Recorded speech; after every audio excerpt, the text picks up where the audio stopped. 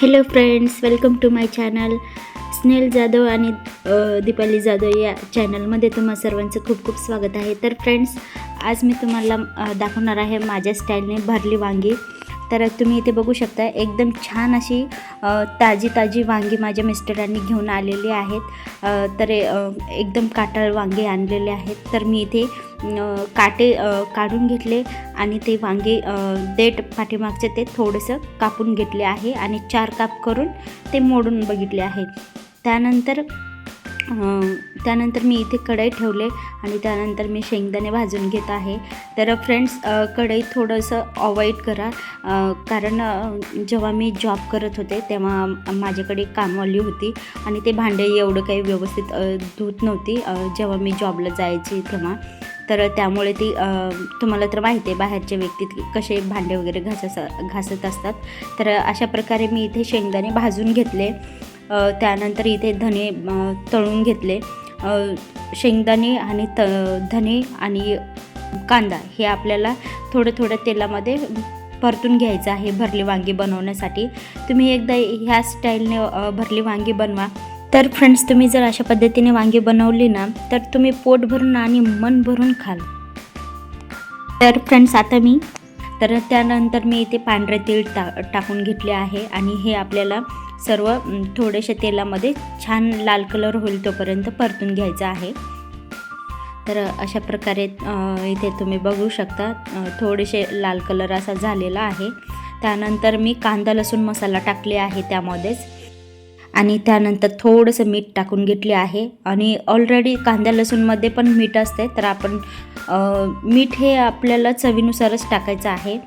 तर इथे आता मी कोथिंबीर टाकून घेतली आहे. तर थोडंसं तेल टाकून हे सगळं परतून घ्यायचं आहे. जास्त पण तेल नाही टाकायचं आहे, तुम्ही इथे बघू शकता, आणि जास्त कोरडं पण नाही करायचं आहे.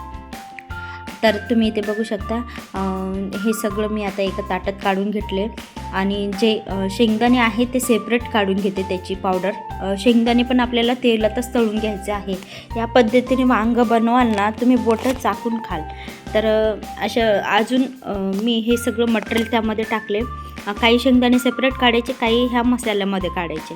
तर तुम्ही इथे बघू शकता, एका साईडला पूर्ण मसाला, एका साईडला अद्रक लसूण, एका साईडला शेंगदाण्याची पावडर. आणि इथं हे आपल्याला आता ते वांग्यामध्ये भरायचं आहे. जे आपण शेंगदाण्याची पावडर होती ना, ते त्याच्यामध्ये गरम मसाला, कांदा लसूण मसाला आणि मीठ, हळद आणि शेंगदाण्याचं कूट हे मिक्स करून वांग्यामध्ये भरून घ्यायचं आहे. तर फ्रेंड्स, इथे शूटिंग करायला पण मला खूप अवघड जाते एका हाताने.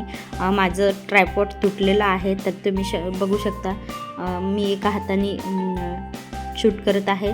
तर इथे हे जे मिक्सरच्या भांड्यातलं पाणी आहे ते एका साईडला ठेवले. आता मी वांगी भरून घेतले आणि एका साईडला अद्रक लसूणची पेस्ट आहे आणि इथे पूर्ण मसाला, कांदा, तीळ, कोथिंबीरचं हे बाजूला आहे. आणि हे वांगे तुम्ही बघू शकता, अशाप्रमाणे मी वांगी भरून घेतले. तर फ्रेंड्स, तेल इथे मी टाकून घेतले आणि 2 ते 3 मापामध्ये मी तेल टाकून घेतले आणि इथे त्यानंतर मोहरी आणि जिरे टाकून घेतले आहे.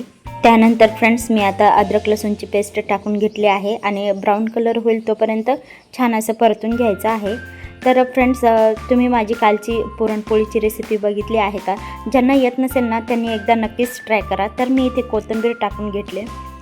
तर फ्रेंड्स, ज्यांना पुरणपोळी बनवता येत नाही ना, त्यांनी एकदा माझी पुरणपोळीची रेसिपी नक्कीच बघा, जेणेकरून तुम्हालाही जमेल.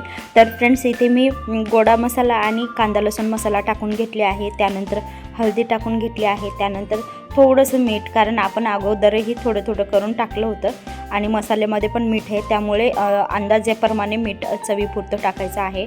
तर मी इथे छान असं परतून घेते मसाला.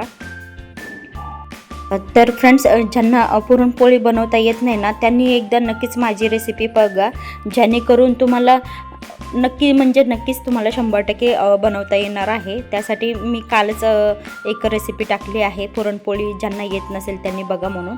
तर मी इथे आता वांगी टाकून घेतली आहे मसाल्यामध्ये आणि छान असं वांगी एकजीव करून घ्यायचं आहे, मसाल्यामध्ये परतून घ्यायचं आहे छान असं खालीवर करून. तर एका साईडला मी आता पाणी गरम करायला ठेवली होती, तर ते पाणी मी टाकून घेत आहे जेणेकरून आपला खालचा मसाला जळू नये त्यासाठी. आणि त्या गरम पाण्यामध्ये छान वांगी अशी परतून दिली पाहिजे 2 ते 3 मिनिट. छान असं हलवून घ्यायचं आहे व्यवस्थित.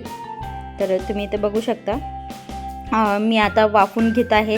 त्यासाठी प्लेटवरती ठेवून घेतले. त्यानंतर 3 ते 4 मिनटानंतर छान अशी थोडीशी वांगी मऊ पडली होती.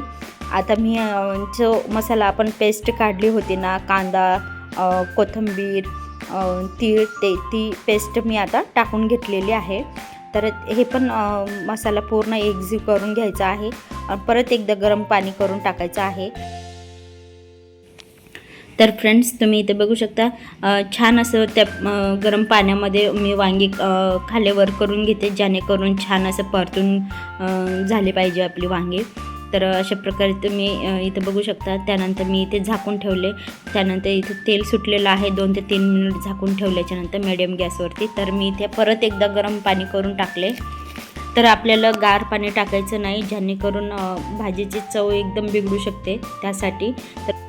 तर फ्रेंड्स इथे आता छान असं 5 मिनिट आपल्याला वांगी खळखळून उकळी आणून घ्यायची आहे जेणेकरून छान अशी वांगी शिजतील. त्यानंतर थोडंसं जे शेंगदाण्याचं कूट आहे ते थोडंसं टाकून घ्यायचं. त्यानंतर गॅस बंद करून द्यायचा आहे उकळी आल्याच्यानंतर. तर तुम्ही इथे पाहू शकता फ्रेंड्स मस्त अशी वांग्याची भाजी बनवून तयार झालेली आहे. तर मी इथे 10 मिनिटानंतर गार झाल्याच्यानंतर तुम्हाला इथे दाखवते. तर तुम्ही इथे बघू शकता मस्त असे आळसर अशी झाली आहे. जास्त पाणी वगैरे काय नाही, मस्त झणझणीत मसाला वांगी बनलेली आहे. तर मी इथे माझी दीदी आणि मी जेवण करत होतो. तर तुम्ही इथे आमचा बेत बघू शकता. मी इथे कुरडई पापड, भात आणि एका साईडला कोबूची भाजी, टोमॅटोची चटणी आणि भरली वांगी आणि मिरची आणि पोळी. तर इथे बघू शकता पोळी थोडीशी म्हणजे ते शिळी वगैरे खात होते मी. तर तेच दाखवत आहे जे घेतलं तेच. सकाळची जी पोळी होती ती डागली होती ते तव्यावरती ठेवून दिल्यामुळे. आणि इथे मी कुकर लावले होते, एका साईडला वरण. तर फ्रेंड्स असा होता माझा आजचा बेत. तर फ्रेंड्स ही भरली वांगी असली भारी झाली होती, एकदम चव मी शब्दात नाही सांगू शकत. त्यामुळे तुम्हीसुद्धा एकदा नक्कीच ट्राय करा अशा पद्धतीने. तर फ्रेंड्स अशी होती माझी आजची रेसिपी. कशी वाटली तुम्हाला नक्कीच मला कमेंटमध्ये सांगा. आवडली असेल तर नक्कीच लाईक करा आणि येणारी असेच नवनवीन रेसिपीज बघण्यासाठी माझ्या चॅनलला सबस्क्राईब करा. तर आपण पुन्हा भेटूया पुढच्या रेसिपीमध्ये, पुढची रेसिपी घेऊन. तोपर्यंत धन्यवाद. थँक्यू. Bye bye. या तुम्हीसुद्धा जेवायला.